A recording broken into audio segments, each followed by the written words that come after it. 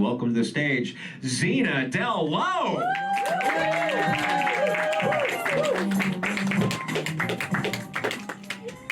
Hello. So I am a double divorcee. Yeah, I know it's kind of sad, right? But it turns out both of my ex-husbands are gay. And I'm not even kidding. It's true. I've been married twice and both of my ex-husbands are gay, which raises a bunch of questions like, were there signs? Did I know they were gay before I married them? Did I turn them gay? I mean, come on, if I could turn men gay, wouldn't that be like some kind of superpower? Should I put that on my resume? This seems like the kind of thing you want to brag about. But I'm getting ahead of myself. I am Zena Dell Lowe, and that little nugget right back there is my service dog, Lulu. She's adorable. I love her dearly. And, you know, people always ask me, how did I turn my dog into a service dog? And I always tell them the same thing. It's actually really easy. You just have to be a little crazy. The second question that people like to ask me is, what kind of service does she perform? Now, technically, you're not supposed to ask me this because I am protected by the Americans with Disabilities Act. But since we are all friends here, I'll tell you. She helps me know when men are gay.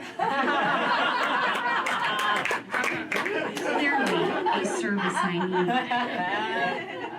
Now, I currently live in LA, but I am born and raised in Montana. Anybody here ever been to Montana? Yeah, all right. Yeah, then you know it is beautiful there. There is a reason they call it the Big Sky State, because the sky is like big. And the summers, the summers are beautiful, all 2 weeks of it. Now, I'm actually a fourth generation Montanan. My grandfather and my great-grandfather were cattle ranchers, and that means I grew up around all sorts of cowboy types. So we're talking real John Wayne masculine men, and I still managed to wrangle up 2 gay husbands. How did that happen? Well, I've given it a lot of thought. And what I think it comes down to is a particular personality trait of mine. You see, I am a literalist. Anybody here know what a literalist is? Huh? I'm not hearing any suggestions. Well, I'll tell you. A literalist is someone who takes things literally, whereas kleptomaniacs take things literally. Like, when I was a little girl and I said, or my mother said to me, "You're skating on thin ice." And I thought, how did she find out about the lake? Or when my first husband, I asked him, "Are you gay?" And he said, "No, I just struggle with same-sex attraction." And I'm like, oh, okay. You see the problem, right? I believe people when they tell me things. I mean, honestly, it's a miracle I'm not in a cult anymore. When I was 8, I was driving to Seattle with my dad, and as the skyline came into view, he said, "Zena Dell, do you see that tall building over there? That is the box the Space Needle came in." Now, I'm not going to tell you how old I was when I finally realized that was false. Let's just say there's a headhunter at Warner Brothers who was not impressed with my fun facts about Seattle. My dad used to have this hat that said, "I snatch kisses and vice versa." Yeah, you're getting it now. Now that is some next level pervert stuff. And here I am innocently walking through the airport at 35, and all of a sudden it hits me and I'm like, that sick bastard. I will say this about being a literalist. You're never bored because your mind is always boggled by all these things you're taking literally.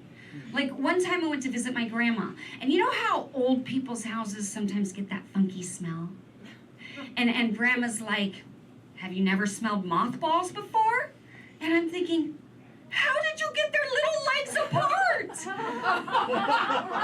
And then grandma goes on to tell me how she has stashed mothballs all over the house. They're in drawers and cupboards and under the bed, and I'm just like, but they're so little, these moths. And it just seems so cruel to me, you know? It didn't make sense. But you know what did make sense? Hell. That's right.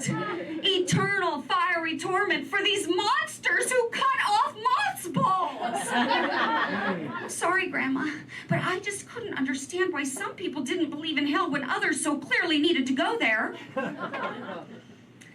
There is an upside, however, to being a literalist. And that is that you eventually develop an insatiable hunger and thirst for truth.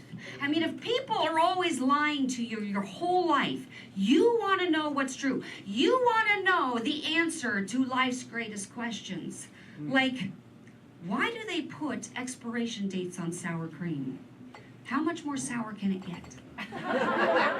Or why do they call it a building when it's already built? Shouldn't it be called a built? Or why do we drive on parkways and park on driveways? Why does my sister still have a landline? Do you know? No. These are the mysteries of the universe, people, and I wanted to know those answers. And you know what I came to believe? Everything has a reason. There is a logical explanation for everything. And by the way, this is why some people believe in karma. You know, the whole concept of you get what's coming to you. Now, I think the nice thing about karma is that I can rest assured knowing that the people I was nasty to had it coming. But the downside about karma is it just wasn't logical to me. I mean, the basic premise is that if you're a jerk now, you come back as a lizard or something. But if you're good, you come back as the Queen of Sheba or Beyonce. It's kind of vague. But the problem is that if you can't remember what you did to deserve to come back as a lizard, is it really a punishment? I mean, think about it. You're a lizard. You're sitting on a rock, sunning yourself. Your little sticky tongue catching flies. You're not sitting there thinking, I wonder what I did to deserve this. No, you're just thinking, fly. But I still worry about karma. I still worry about it. Like, is that why I've had 2 gay husbands? Like, what the hell did I do in my past life to deserve this? What was I, like, creating eunuchs in Pharaoh's court or something? Or, was I cutting off mothballs? Okay, listen, I admit it. When I was younger, I made mistakes. But now that I'm older, I make different, often far more serious mistakes.